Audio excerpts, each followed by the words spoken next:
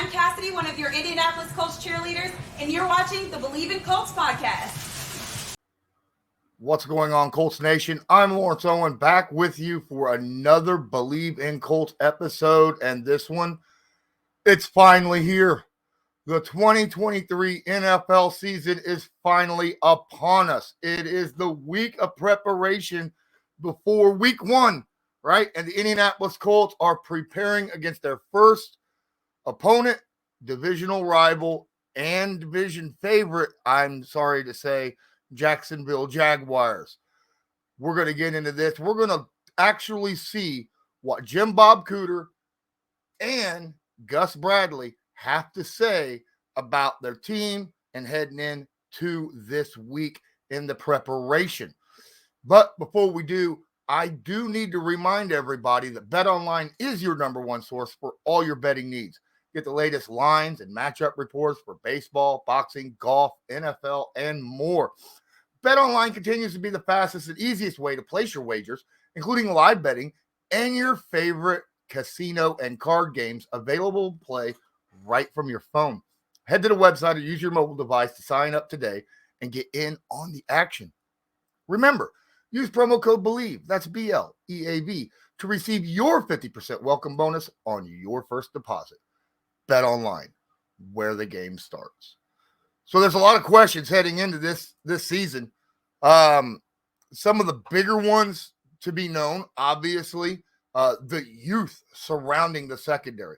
So many veterans were let go this past offseason between Stephon Gilmore, Isaiah Rodgers, Yannick Ngakoue, bunch of guys no longer on the team, and they were replaced by young people outside of Samson Ebukam, right? But for the most part, the secondary, incredibly young. And then, of course, on offense, you got questions surrounding, well, we got, two active running backs that are healthy. We got 4 wide receivers, 4 tight ends, and a rookie quarterback heading into this season. How is he going to be evaluated on a quarter-by-quarter, game-to-game, week-to-week, month-by-month seasonal progression, right? There's a lot of questions to get into this, and I'm going to tell you what, some of these answers that offensive coordinator Jim Bob Cooter and defensive coordinator Gus Bradley gave today, kind of eye-opening in a way, First and foremost, let's talk about, the actual fact that finally Shane Steichen and Jim Bob Cooter are actually going to be able to draw up a real game plan. They have the book opened up to them. They could draw these plays based on the strengths of the wide receivers, the tight ends, the blocking, the running backs, and of course, Anthony Richardson. Yeah, it's exciting. I mean, first game of the year, chance to go up against Jacksonville, who obviously won the division last year, and get a chance to sort of, anytime you move from the preseason to the season, things change a little bit schematically usually. So I think that's probably true with every team in the league. So yeah, are we having a good time this week putting together the plan? We sure are. Hopefully put together some good plays, some good ideas, some things that we do well and have a chance to have success. But yeah, we're excited. It's week one. You're gonna be excited no matter what, but hopefully gonna have some fun drawing them up as we go this week. Now, obviously, drawing up the plays for Jim Bob and Shane, it's kind of a new thing, right? This is a whole new group of people that they've been around. A bunch of young guys, a bunch of people they don't know a whole lot outside of this past training camp and preseason and OTAs and things of that nature. They don't know how they're going to react with the actual plays in the playbook that they're drawing up versus opponents. So this is something that's going to evolve week to week as the season progresses, right? What we see week one, if it's not working, we may not ever see it again the rest of the season, or they could just be like, well, this guy right here was out of position or something of that nature. But you're going to see the playbook evolve from week to week. But it is incredibly exciting because this is a playbook now that they're drawing up that the opposing defense has absolutely zero idea about. Jacksonville's not going to be seeing most of these offensive plays, right? They don't have film. They could go back to the Eagles and look at some of their stuff, or Jacksonville could go back to Jacksonville, obviously, with Jim Bob. But these guys, they're not drawing up these plays for Eagles players. They're not drawing up these plays for Jaguars players. They're drawing up these plays for the Colts players, right? And the plays that they're drawing up wouldn't necessarily be drawn up for their previous teams that they used to coach for. So this is a whole new system. They can't necessarily go to preseason and be like, well, let's analyze preseason. That's the only tape we got. Pretty much that is a fact, but come on now. There wasn't a whole lot of opening the playbook up during preseason, right? Speaking of looking at film, what about these young guys? What about Anthony Richardson? He is a young dude, right? He is a rookie. He is a guy. There's a lot of question marks about how accurate he is, how he's going to handle himself in certain situations, what's he going to look like during actual game day. And you know what? That's a situation where Jim Bob was like, I'm not worried about it. I know there's going to be bumps in the road. I'm not going to sit here and overanalyze every little mistake or positive thing that Anthony Richardson makes this season. Yeah, for Anthony, I'm like I said, we're kind of in the middle of a game week. I'm looking to do my best job as we're game planning, as we're teaching this week, as we're coaching this week, to give them the best chance to succeed. And I'm really not looking to overly judge any one play or any one decision or any one drive. We're gonna go fight and scratch and claw to try to win this game, and Anthony's going to be a part of that. And maybe it'll be. I guess we've said it a few times before. Like, as you go through these NFL seasons, you go through these NFL games, there's some bumps along the way, right? It probably won't be perfect. I'm not in the mode of overly harshly judging. Like I said, one player, one drive, something like that. I'm not looking for a certain statistic that we want to get to. We just want to go compete to win, improve as we go. Sort of do whatever we can do to help our team offensively. If that's scoring X amount of points, sometimes you got to score a few extra points, but sometimes in this league, you got to play really good team football, and that looks a little bit different on the scoreboard, but you get the win at the end of the day. That's really the goal. So we're trying to play good football. We're trying to sort of get a little bit better as the week goes, as the year goes, as the game goes, right? First quarter to second quarter to third quarter. So I'm not going to be grabbing the nearest stat sheet at the end of every drive and, over analyzing certain strengths and weaknesses statistically. I'm really just sort of looking to give our guys every chance to win and go compete that way. So. No, Jim Bob, that grabbing the stat sheet and grabbing the film room and overanalyzing, that's going to be done by everybody else, especially media, right? I'm going to probably overanalyze it myself. It is what it is. But the great thing about something he said sometimes you got to score extra points to win, and sometimes you got to play team football.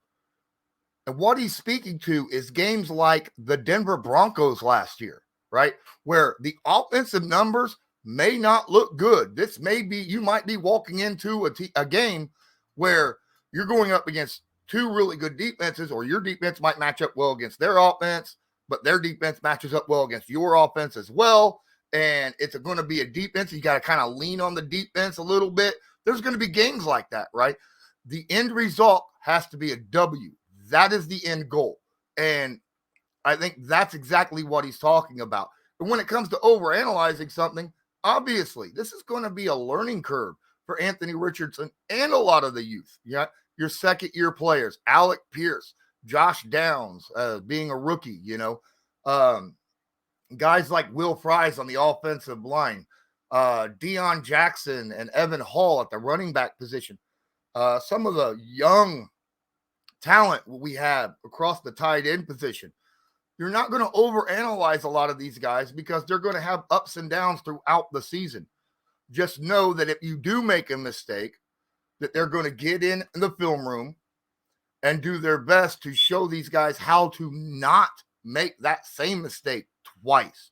That's the big point of emphasis of getting 1% better every week. And I know that a lot of you might be sick of that saying, but Shane Steichen has said it as well, right? And he loves that saying that, just keep getting better game by game. And that's what we're hoping to see with Anthony Richardson and this offense. Speaking of youth, however, there's still a lot of youth on the secondary as well, right? A lot of youth. And how does Gus Bradley determine whether or not this youth, where we got 2 second-year players playing on the outside at starters, right, between Darrell Baker Jr. and Dallas Flowers, and then some youth back there in the secondary, plus the backups to those outside corners are rookies, right? Rookies. How does he know that these guys are ready for the NFL? Well, it's all about practice. Well, I mean, we've seen playmaking ability, whether it's in the joint practice with Chicago and Philly or against our guys. So you're counting on that. They make plays in practice, and you want to see that carry over to the field. So, I think that there are some unknowns. How will guys respond, playing together for the first time in real live games, that count. But, we really base it off what we've seen in practice. Yeah. Practice is very important, but now the joint practices, nice to have. Practicing against yourself, your own offensive players, that's a good way of practicing, but it's not a measuring stick, right? You need to be able to practice against multiple looks, multiple different personnel, and they got to do that this year. 2 different teams. The Bears and the Eagles, they got to practice against. Now, the Eagles was cut short due to some infighting during practice, but, they had some fights in the Bears too, and were able to get away with 2 good practices. So this is going to be interesting that Gus Bradley now going up against Jacksonville, it's going to be a different kind of look, right? And these guys in Jacksonville, they got some weapons. Philly got some weapons too. Jacksonville, they've added weapons on top of the weapons they already had last year. What does he think about going up against the Jacksonville Jaguars and using their offense as kind of a measuring stick to see where his guys really are?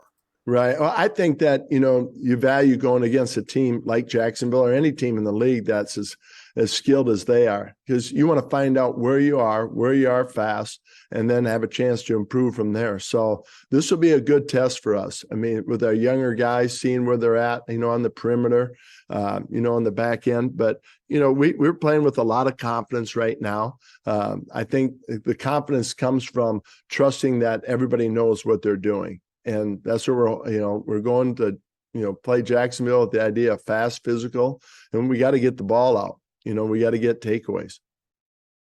That's huge. All right.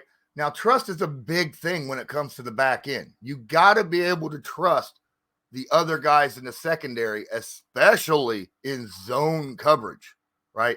In zone. And when you're young, you don't know the guy next to you covering the zone next to you. You don't know that, but you got to trust that they're doing the job that they are actually doing. And against Jacksonville, with guys like Ridley and all of them that they have out there, along with Trevor Lawrence at quarterback and some of the running backs that they have, this is a pretty potent offense. You have to absolutely be able to trust each other. And he talked about playing fast, physical, and getting turnovers. Fast and physical, I have not had a problem seeing at all during training camp and preseason. These boys are out here playing really quick, trying to make jumps on the ball, hitting people incredibly. I mean, good Lord, have you seen Juju Brents out there? Oh, my. That is some impressive stuff. Ain't seen that from some of our corners in a long time. But one thing I will say is the turnovers. He talked about getting turnovers. Last year, the Indianapolis Colts was one of the least teams in the NFL at getting turnovers, which is a huge flip considering, the years previous, the Colts were a top 5 team in turnovers, right? Top 5. I mean, literally the year before last, the Colts was tied for the best team in the NFL at getting turnovers. What was the difference there, right? Now, obviously, you could point at a guy like Shaquille Leonard, who gets a tons of forced fumbles, gets interceptions, he gets those turnovers, puts himself, and because of his mind, being able to put guys in the right places on the field pre-snap, able to get those guys in places to get turnovers as well. So Shaquille Leonard should make a big dent in that turnover aspect. But really, the best way for this team to really, start to trust one another is experience, playing alongside each other. It's the same way, I've talked about it with the offense and the offensive line, how playing game after game after game, back to back to back with the same lineup allows those 5 guys to really cohesively join together and be able to trust each other, and that the guys next to them know their job so that they'll be able to work off them. Well, it's the same way with the 4 or 5 guys that are sitting in the secondary on defense, right? They got to be able to trust each other. They got to know, hey, you know what? Blackman, he's got this guy right up under, if this is a short, quick pass underneath and Blackman's the strong safety, I got to trust that he's able to get up there and blast any kind of screenplay that's coming up so that I can worry about my outside zone, right? Or, if you're playing, the short outside and you see a guy run past you, you got to be like, man, I got to trust Thomas back there, right? I got to trust that he's going to be able to see the guy run past my zone and smoothly take over the coverage there so that I don't have to leave my zone in order for, to make sure that that guy's covered. Because if I leave my zone's open, someone could slip in there, bam, big play. Can't allow that. That is the biggest deal about the secondary, is trusting each other and their abilities to do their jobs. All right. There's a reason why these young guys made the team. Now, obviously, we had a bunch of youth on the team in the first place, but there's a reason why they didn't just let some of them go and go out and get some, free agents out there. There was cornerback free agents out there that the Indianapolis Colts could have went and got, and the Colts had cap space to do it. They didn't, because they like the playmaking ability of the corners that they have currently.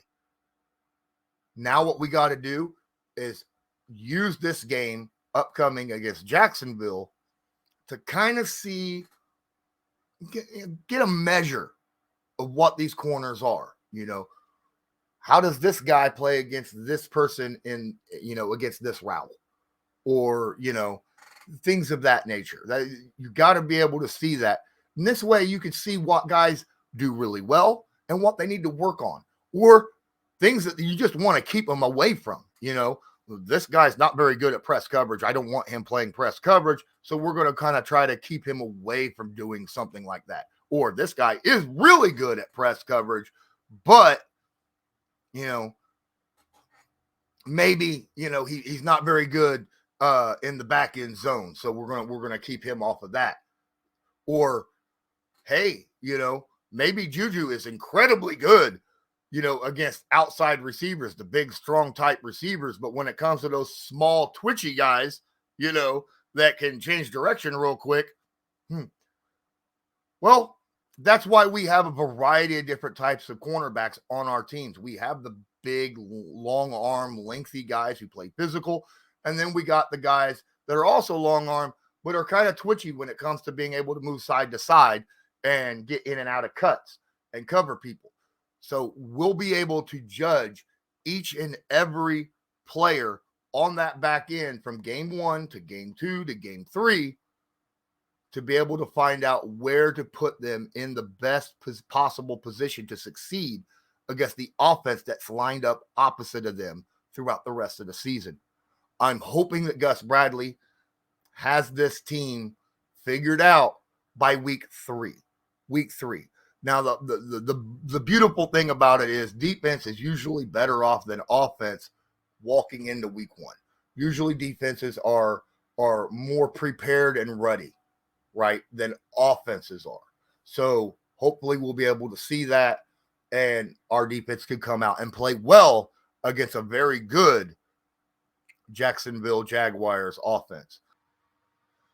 I want to thank everybody for watching this edition of Believe in Colts, brought to you by Bet Online. And I'm Lawrence Owen. And as usual, go Colts. Do you believe?